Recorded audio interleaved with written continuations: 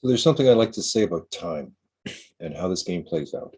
In the beginning, you have very slow ships, and it takes a long time for these ships to get to the other planetary systems. And this is a big part of the early part of the game. Slow. And then as you get your research better and better and better, you get faster propulsion drives, and your ships can go farther and get there quicker. And time changes. Game starts to speed up. So the game may appear to be kind of slow right now. And so you're getting used to things. It's sort of nice to sort of start out slow. And then as you get more and more ships and you start to build different colonies and you start to bring your infrastructure into the colonies to build more ships, you're building your empire. And time is now interacting with space, because in this limited galaxy, it seems huge right now, there are other empire commanders and other empires that are building at the same time as you. And at some point, the distance between you is going to depend upon how quick your ships are. So one thing I would suggest is to sort of put a lot of attention on the propulsion drives and get the faster ones as quickly as you can, because it makes a huge difference in the game. It makes a massive difference. It gives you a massive advantage if you're flying quicker way earlier than other people, because you focused your attention and research on getting the drive going before you got other things going. So in this game, you might think about, how quickly you move from quantum drive into the next drive.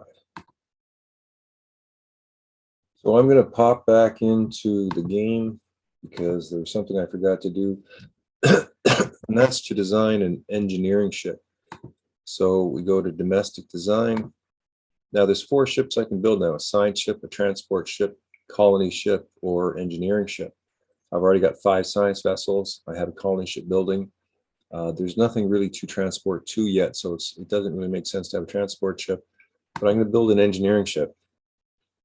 And we look at whatever our drives, our propulsion.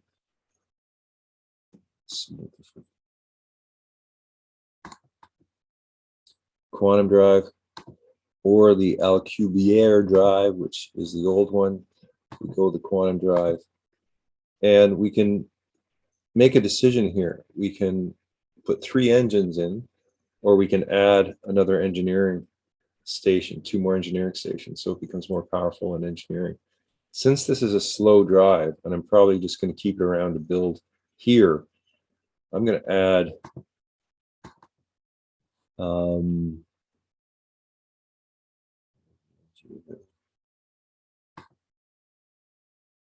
quantum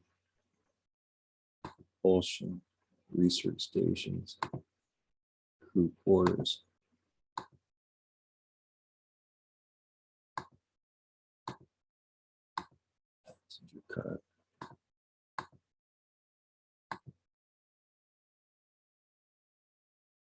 I'm going to add a couple of research stations. Can't add a research station. Engineering station, that's what I want. I add an engineer station and an engineer station. So now I have my engineering ship Mark 1.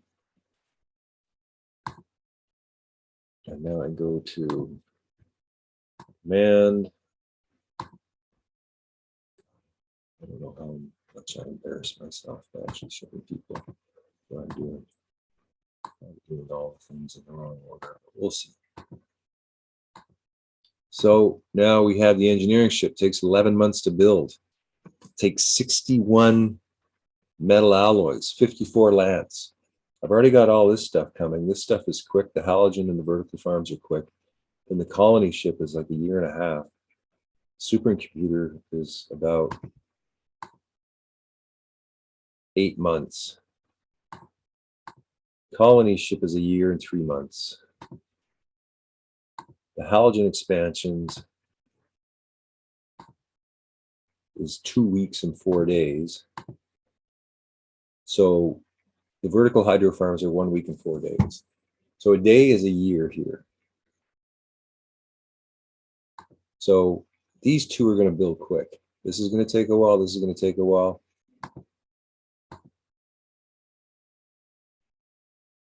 That doesn't take that long. So I'm going to move that up.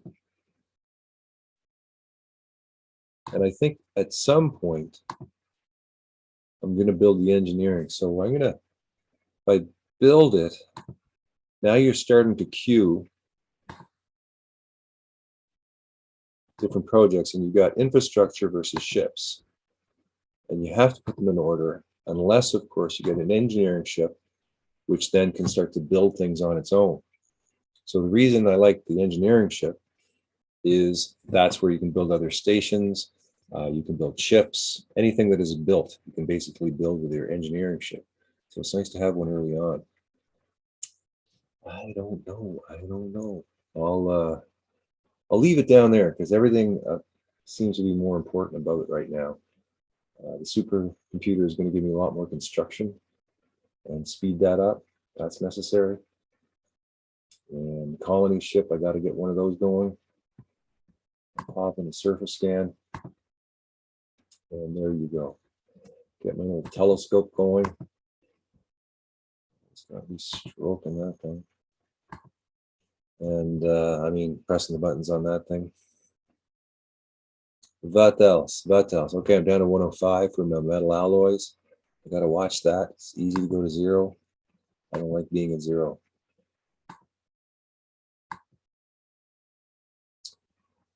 Check on the research.